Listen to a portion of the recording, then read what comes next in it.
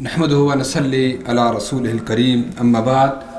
फ़अऊज़ु बिल्लाहि मिनश शैतानिर रजीम बिस्मिल्लाहिर रहमानिर रहीम। मुसलमान ज़िंदा थे जब सीनों में क़ुरआन होता था, सरूर अंतुमुल आलौन पे हर काम होता था। माशाअल्लाह।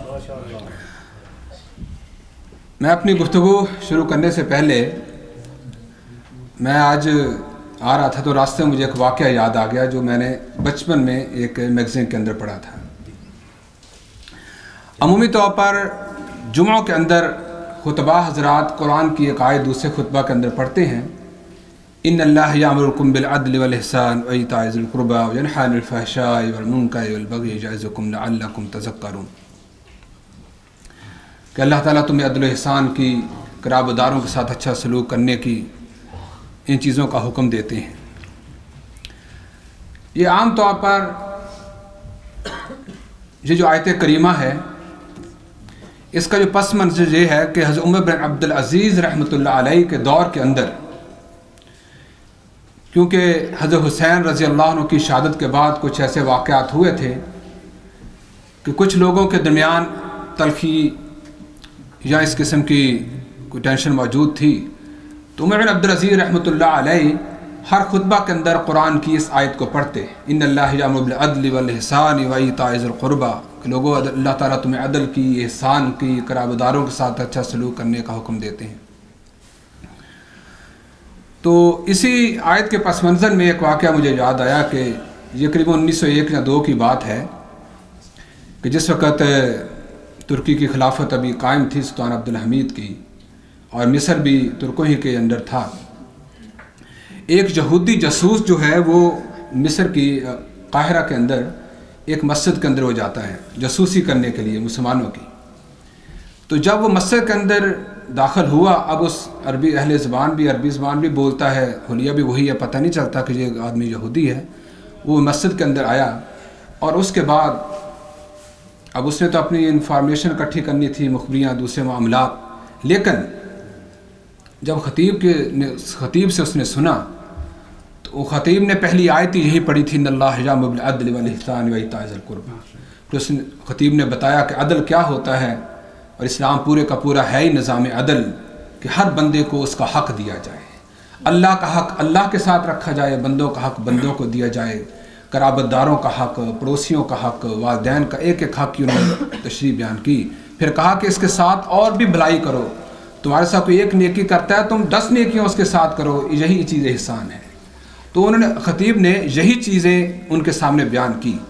अब वो आदमी जो अगरचे वो यहूदी जासूसी के लिए आया था, लेकिन सोचता है कि इसने तो कुरान की जो चीज़ें पढ़ी हैं इसमें तो कोई ऐसी चीज़ नहीं जिसकी मैं कोई इन्फॉर्मेशन इकट्ठी करके अपने आकाओं को दूँ। अब नमाज का वक़्त हो गया, अब वो नमाज के अंदर भी शरीक हो, उसको होना पड़ा। जब नमाज ख़तीब साहब ने पढ़ाई तो उन्होंने कुरान करीम की जो सूरतें हैं सभी इसमें आला हज़रत का हदीस व गाशिया पढ़ी, लेकिन उसमें भी जिस वक्त ख़तीब ने यह कहा कि इन्ना हाज़ा लफ़ी सुहुफ़िल ऊला सुहुफ़ इब्राहीम व मूसा, कि हमने जो बातें की हैं ये कोई नई नहीं है, ये तो वही हैं जो इब्राहीम की शरीयत के अंदर थी, जो कि मूसा अलैहिस्सलाम की शरीयत के अंदर थी। अब नमाज के इख्तिताम के बाद यहूदी जासूस ये सोचता है कि मैं तो आज मुसलमानों की जासूसी करने आया था, लेकिन ख़तीब ने अपनी जब तकरीर की, तकरीर के अंदर इसने सिर्फ अदल और एहसान के बारे में बताया। जब नमाज पढ़ाई तो उसने कहा हमने तो कोई नई बात कहनी, हमने तो मूसा और इब्राहीम अलैहिस्सलाम उन्हीं की शरीयत को तुम्हारे सामने पेश किया। तो ये तो वो दीन है जो कि सारे अंबियाए कराम की शरीयत को इकट्ठा करके एक बेहतरीन सूरत में इंसानियत के सामने पेश करता है। और नमाज ख़त्म होने के बाद ही उसने वहाँ ही ख़तीब साहब के पास आके बताया, तो मैं तो यहूदी था, जासूसी करने के लिए आया था, लेकिन आपने कुरान की एक आयत पढ़ी और फिर उसकी इस तरीके से तशरीह की और फिर ये बताया कि ये तो सोफ़ इब्राहीम व मूसा है, तो मैं आया तो जासूसी करने के लिए आया था, लेकिन अब मैं आपके सामने कलमा शहादत पढ़ने का इकरार करता हूँ। तो बात करने का मकसद ये था कि कुरान करीम के हवाले से जब हम कोई महफ़िल मुनक़्क़िद करते हैं, अज़मत कुरान की बात होती है, इजाज़े कुरान की बात होती है, और एक ऐसी किताब की बात होती है जो सिर्फ़ एक मुसलमान को अक़ीदा तौहीद या अंबियाए कराम जो ऐलान लेके आए तौहीद का वही नहीं बताती, बल्कि एक ऐसी किताब جو کہ انسانیت کو اس کے حقوق بتاتی ہے، جو کہ انسانیت کو اس کا اصل مقام بتاتی ہے، جو کہ پوری انسانیت کو وَلَقَدْ كَرَّمْنَا بَنِي آدم کہ ہم نے ہر آدم کے بیٹے کو عزت و توقیر بخش دی، اس کا برملا وہ اعلان کرتی ہے۔ جو ایسی کتاب جو کہ صرف مسلمانوں کے لیے شریعت سازی نہیں بلکہ پوری دنیا کے انسانوں کے لیے ہیومن رائٹس بتاتی ہے، وہ ایک ایسی کتاب جو صرف ایک مسلمان بیوی کو یا ایک مسلمان بہن کو، بیٹی کو کہ وہ کیا اپنی زندگی بنائے، کیسے اسلامی بنائے، وہ یہ نہیں بتاتی، یہ بھی بتاتی ہے لیکن اس کے ساتھ پوری دنیا کی خواتین، عورتوں کو ان کے جو ہیومن رائٹس ہیں اس کے بارے میں بھی آگاہ کرتی ہے۔ چنانچہ یہی بات ہے کہ رسول اللہ صلی اللہ علیہ وسلم جب یہ کلام مقدس کائنات کے لوگوں کے سامنے لے کے آئے تو آپ صلی اللہ علیہ وسلم نے برملا طور پر کہا کہ یہ وہ کلام ہے جو کہ منزل من اللہ ہے، اور کتنا بڑا اعزاز ہے کہ ایک ایسے آدمی، ایک ایسے افضل البشر کے اوپر نازل ہوا جو لکھنا پڑھنا بھی نہیں جانتا تھا۔ لوگ کہہ سکتے تھے کہ یہ کہیں پڑھا ہوا ہے، یہ کسی گرامر اسکول کا پڑھا ہے، یہ کسی ادبی یا کسی ماہر ادب یا لٹریچر والے سے اس نے تعلیم حاصل کی ہے، اس طریقے سے اس نے آیتیں یا پوئٹری اور اس طریقے چیزیں سیٹ کر لی ہیں۔ لیکن اللہ نے تو سب سے پہلے چیز ہی اس کلام مقدس کو نازل اس شخصیت کے اوپر کیا جو پڑھنا لکھنا بھی نہیں جانتی تھی۔ بلکہ 1977 کی بات ہے کہ گیری ملر ٹوکیو کے اندر یونیورسٹی کے اندر پروفیسر تھا، اور وہ پروفیسر بھی میتھ کا، ریاضی کا ماہر تھا، لیکن اس کے ساتھ ساتھ وہ عیسائیت کی بھی تبلیغ کیا کرتا تھا۔ اس نے اپنی سٹوری بھی لکھی ہے اور اس کے اندر برملا طور پر لکھتا ہے کہ 1977 کے اندر مجھے ایک خاص میری جو کمیونٹی تھی ان کی طرف سے میرے اوپر یہ ڈیوٹی لگائی گئی کہ میں نے مسلمانوں کی قرآن کے اندر جو سائنسی طور پر جو مسکنسیپشنز ہیں یا مسٹیکس ہیں یا جو دعویٰ کرتے ہیں کہ یہ ایسے ہونا چاہیے لیکن سائنس نے پروو کیا کہ نہیں، یہ بالکل اس کے الٹ ہے، میں نے مسلمانوں کے قرآن سے سائنسی غلطیاں میں نے تلاش کرنی ہیں، اور وہ کہتے ہیں کہ اس کے بعد پھر میں اس طرف لگ گیا۔ لیکن حقیقت یہ ہے کہ میں نے احمد دیدات کے بھی کچھ مکالمے سنے، بلکہ اس کے ساتھ اس کی ملاقات بھی ہوئی تھی، اور اس کے بعد پھر کہتے ہیں پورا 1 سال تک میں اپنا ماہر ہونے کے باوجود میں قرآن کے اندر اس کے دوسرے معاملات نہیں، صرف سائنسی جو غلطیاں تلاش کرتا رہا لیکن مجھے کوئی غلطی نہ مل سکی۔ اور یہی گیری ملر جو ہے یہ پھر 1978 کے اندر جو مسلمان ہوتا ہے، مسلمان ہونے کے بعد اس کو پھر ریاض یونیورسٹی کے اندر اس وقت کی سعودی حکومت نے جاب بھی دی تھی، یہ جو ان کا ایگریکلچر کا محکمہ، اور کچھ دیر تک آئل کے ڈپارٹمنٹ کے اندر بھی وہ رہا ہے۔ لیکن یہ مسلمان ہونے کے بعد اس نے ریاض کے اندر وہاں پہ ایک لیکچر دیا اور اس نے کہا، اس نے بڑی اچھی بات کی، اس نے کہا کہ قرآن، مجھے تو کہا گیا تھا کہ میں نے قرآن کی سائنسی اور تاریخی غلطیاں تلاش کرنی ہیں، لیکن ہم حیران یہ ہیں کہ پوری انسانی تاریخ کے اندر ہمیں کوئی ایسی کتاب نہیں ملتی،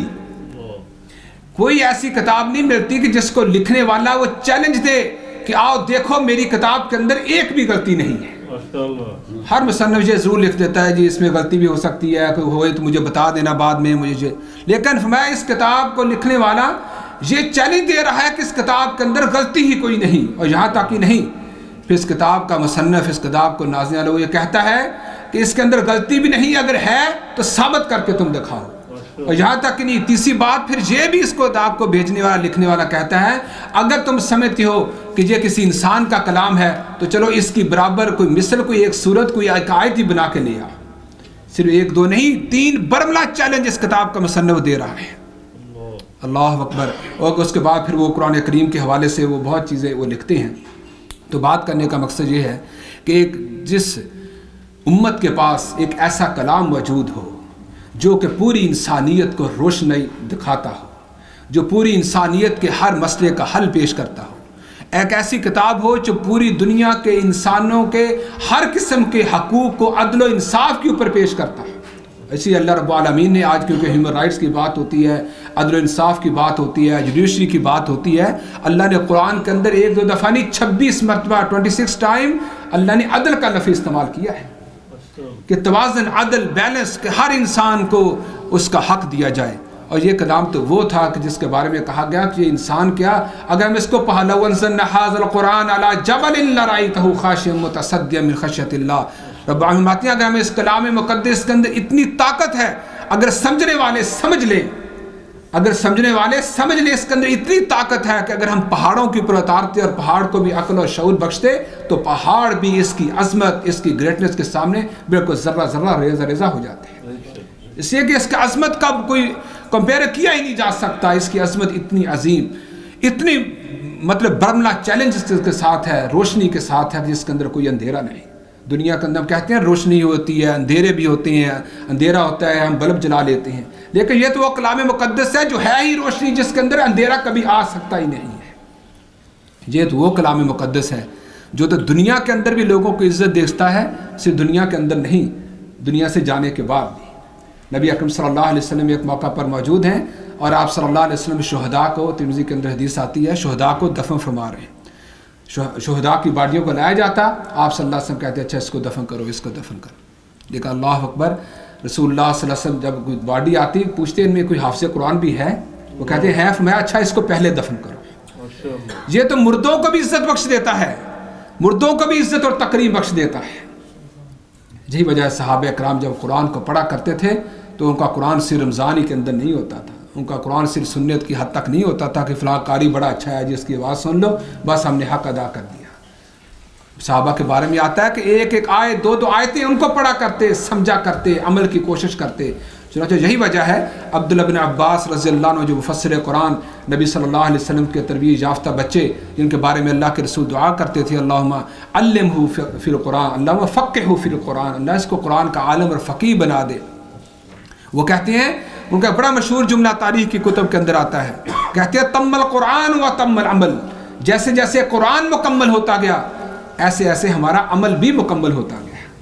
हम कुरान अपनी महफिलों के अंदर गौर किया करते थे कि कुरान का कोई ऐसा हुक्म बाकी तो नहीं बचा जिसके ऊपर हमने अमल ना किया हो, तो बावजूद कोशिश के, हम तलाश के, हम ऐसा कोई हुक्म नहीं पाया करते थे। सहाबा इकराम की मजलिसों का हाल देखें कि बावजूद कोशिश के कोई अमल नहीं पाते थे जिसके ऊपर अभी तक उन्होंने अमल ना किया। अल्लाह अकबर। तो ये सहाबा इकराम, और फिर जैसे कि कुछ सहाबा के बारे में आता है कि सूद बकरा को 8 सालों के अंदर ख़त्म करते हैं, एक एक आयत के ऊपर गौर व फिक्र। और हकीकत में अगर कुरान के ऊपर इंसान गौर करे, इसकी सिंपल आप मिसाल ये ले लें कि हम अगर कुरान करीम की कोई एक आयत तर्जमा तफसीर के साथ उसको पढ़ें, अगले दिन फिर दोबारा उसी आयत को पढ़ें, हमें एक नई बात समझ आएगी, तीसरे दिन पढ़े तीसरी बात समझ आएगी। कुरान की तो एक एक आयत को जितनी बार बार हम पढ़ते जाएंगे उतना ही कुरान के रोशनी का जो एक सैलाब है, समंदर है, वो हमारे सामने खुलता जाएगा। जब लोगों ने इसको समझा, इसी ताकत को लेके आगे बढ़े, अल्लाह ने पूरी दुनिया की इज्जतें उनको अता कर दी। इसलिए कि ये कुरान ये इंसानियत को इज्जत बख्शने वाला है, माशरे के हर फर्द को इज्जत बख्शने वाला है। ये वो रोशनी है, जब दिल के अंदर आती है तो दिल भी बहार बन जाते हैं, घर के अंदर बनती है, आती है तो घर के अंदर रहमत नाज़िल होती है। अब देखें रसूलुल्लाह सल्लल्लाहु अलैहि वसल्लम की दुआएं, अल्लाहुम्मा जअल कुरान रबीया क़ुलूबिना, अल्लाह के रसूल दुआ करते थे अल्लाह कुरान को हमारे दिल की बहार बना दे। अब जानते हैं जब समर बहार आती है तो फूल जो है वो खिल उठते हैं। अल्लाह के रसूल सल्लल्लाहु अलैहि वसल्लम दुआ करते हैं अल्लाह कुरान को हमारे दिलों की बहार बना दे, कि कुरान हमारे दिल के अंदर आए, हमारे दिल वो खिल उठे, वो उस बहार से, उस रोशनी से, उस खुशबू से वो खिल उठे। चुनांचे यही वजह है मुहद्दिसीन इकराम अगरचे हदीस को जमा करते लेकिन कुरान से मोहब्बत कभी कम ना होती। अबू मंसूर खैयात बगदादी एक बड़े मशहूर मुहद्दिस है, इमाम ज़हबी रहमतुल्लाह के दौर के अंदर मौजूद थे। अब वो बुज़ुर्ग थे, कुरान करीम के बड़े अच्छे उस्ताद थे। ये भी इजाज़ होता है कि बाज़ कुरान के बड़े अच्छे उस्ताद होते हैं। तो अब उन्होंने लोगों को कुरान कहते हैं कि उन्होंने कोई 2-4 नहीं, हज़ारों बच्चों को उन्होंने कुरान पाक हिफ्ज़ करवाया। एक दिन वो कहते हैं अपनी दास्तान के अंदर, कहते हैं बैठे हुए हैं तो मेरे दिल के अंदर ख्याल आया कि मैंने जो लोग मेरे पास आते हैं, चलते हैं, फिरते हैं, पढ़ते हैं, देखते हैं, जिंदा हैं, मैंने इनको तो कुरान पढ़ा दिया, अब ये नबीना जो हमारे माशरे के अंदर हैं इनका क्या किया जाए? इनको भी तो कुरान की रोशनी की ज़रूरत है। ज़ाहरी आँखों की रोशनी तो उनके पास नहीं, लेकिन इनको कुरान की रोशनी देना तो मकसूद है। अब अल्लाह के ये बंदे ने ऐलान किया कि जो भी नबीना मेरे पास लाओ, कहते हैं बगदाद के अंदर, दमिश्क से, दूसरी जगहों से नबीनाओं को ढूंढ ढूंढ कर लाया जाए, और इन्हें अपनी ज़िंदगी के अंदर 70 नबीनाओं को कुरान हिफ्ज़ करवाया था। एक नबीने को पढ़ाना आप जानते हैं, उसको बात समझाना बात मुश्किल होती है, और ये 70 नबीनाओं को कुरान पाक हिफ्ज़ करवा रहे हैं। इसे अंदाज़ा लगाएं। और फिर लेकिन एक तो अबू मंसूर बगदादी जिनके बारे में इमाम ज़हबी रहमतुल्लाह अलैह फरमाते हैं कि मैंने देखा कि ये बंदा, इसने हज़ारों लोगों को कुरान पढ़ा दिया, और ये वो बंदा है कि मैं इसकी गवाही देता हूँ कि इसने कसरत के साथ समंदर के पानी की तरह इसने भलाई को इकट्ठा कर लिया था। लेकिन آپ جانتے ہیں کہ اگر نبینا آدمی وہ دیکھ نہیں سکتا، لیکن اس قرآن کا یہ اعجاز تھا کہ نبینا اس قرآن کو اپنے دل کے اندر جمع ضرور کر لیتا ہے۔ تو جب ہم قرآن کی بات کرتے ہیں تو قرآن کریم تو یہ وہ کلام تھا جو کہ انسانیت کو تعلیم دینے آیا تھا، جو کہ انسانیت کو اس کا اصل مقام بتانے آیا تھا، جو کہ معاشرے کے ہر فرد کے حقوق کو واضح کرنے کے لیے آیا تھا۔ جب لوگوں نے ان چیزوں کو سمجھا، حقیقت میں آج دیکھیں، آج کوئی آپ نیوز چینل کھول کے آپ دیکھیں، وہاں پہ جوڈیشری کی بات ہوتی ہے، عدالتی نظام کی بات ہوتی ہے، عدل و انصاف کی بات ہوتی ہے، جسٹس فریڈم کی بات ہوتی ہے، لیکن کاش مسلمان اگر عزت حاصل کرنا چاہتے، اگر عدل و انصاف کو صحیح معنوں میں حاصل کرنا چاہتے تو مسلمانوں کی عدالتوں کے آگے وہ ڈنڈے یا آئین اور دستور اور کانسٹیٹیوشن کی بکس نہ ہوتی، وہاں پہ قرآن پڑھا ہوتا، اس کے مطابق فیصلہ ہوتا تو اللہ ساری عزتیں مسلمانوں کو عطا کر دیتا۔ آج ہم اس چیز کو بھول گئے، ہم نے سوچا کہ اس چیز کے اندر عزت ہے۔ یہ دنیاوی کی چیزیں جو بدل جاتی ہیں حالات کی وجہ سے، واقعات کی وجہ سے، پریشر کی وجہ سے، زمانوں کی وجہ سے، لیکن یہ تو وہ کلام مقدس تھا جس کے بارے میں خود اس نازل کرنے والے نے کہا کہ اِنَّا نَحْنُ نَزَّلْنَا الذِّكْرَ وَإِنَّا لَهُ حَافِظُونَ، کہ اس کلام مقدس کو ہم نے نازل بھی کیا، اس کی حفاظت بھی ہم لیں گے۔ چنانچہ یہی وعدہ ہے کہ حضرت صاحب بن عبداللہ رحمۃ اللہ علیہ فرماتے ہیں، لوگوں علامت حب اللہ القرآن، اگر مسلمان یہ کہتے ہیں کہ ہم اللہ سے محبت رکھتے ہیں تو وہ قرآن سے محبت کر کے بتائیں، اس لیے کہ قرآن ہی تو اللہ اور بندے کے درمیان ایک تعلق ہے۔ اللہ باتیں کرتا ہے اور مسلمان اس باتوں کا جواب دیتا ہے اپنے عمل کے ذریعے۔ میں کہ اللہ سے محبت اس کی نشانی قرآن ہے، اور میں علامت القرآن حب النبی صلی اللہ علیہ وسلم، اور کوئی بندہ قرآن سے محبت ثابت کرنا چاہتا ہے تو پھر نبی سے محبت کا جذبہ بھی پیدا کرے، اور علامت حب النبی حب السنہ، اور نبی سے محبت کو ثابت کرنا چاہتا ہے تو پھر نبی کی سنتوں سے محبت کر کے وہ دکھائے۔ تو محترم بھائیوں، معزز خواتین، مجھ سے جو گفتگو آپ کے سامنے پیش کی، مقصود یہی تھا کہ ہماری محفلیں، ہماری مجلسیں یہ صرف زبانی طور پر سننے کہنے کے لیے نہ ہوں، بلکہ ہم یہ عہد لے کے اٹھیں کہ جب اللہ نے ہمیں اتنی بڑی نعمت دے دی ہے، اتنی نعمت جس کا حق کبھی ادا ہی نہیں کر سکتے، اس کے الفاظ سے بھی محبت ہو، تلاوت سے بھی محبت ہو، ترجمہ سے بھی محبت ہو، تفاسیر سے بھی محبت ہو، اور اس قرآن کا پھر عملی ثبوت بھی ہم اپنے عمل کے ذریعے پیش کریں، اور جہاں بھی کوئی بات آئے ہمارے پاس قرآن کی طاقت بھی ہو، دعویٰ بھی ہو، دلیل بھی ہو، اس لیے کہ قرآن کی دلیل کے سامنے دنیا بھر کے دلائل کی کوئی حیثیت باقی نہیں رہتی۔ اللہ اکبر۔ رسول اللہ صلی اللہ علیہ وسلم، یہی وجہ ہے قرآن پڑھتے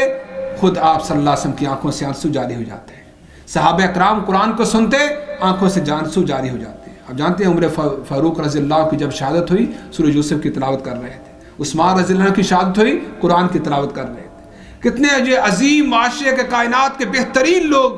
جب ان کی موت بھی آتے ہیں تو قرآن کی تلاوت کے ساتھ آتے ہیں۔ کتنا ہی اچھا ہو کہ ہماری محفلیں وہ بھی قرآن والی ہوں، ہماری خالی وقت وہ بھی قرآن والی ہو۔ بلکہ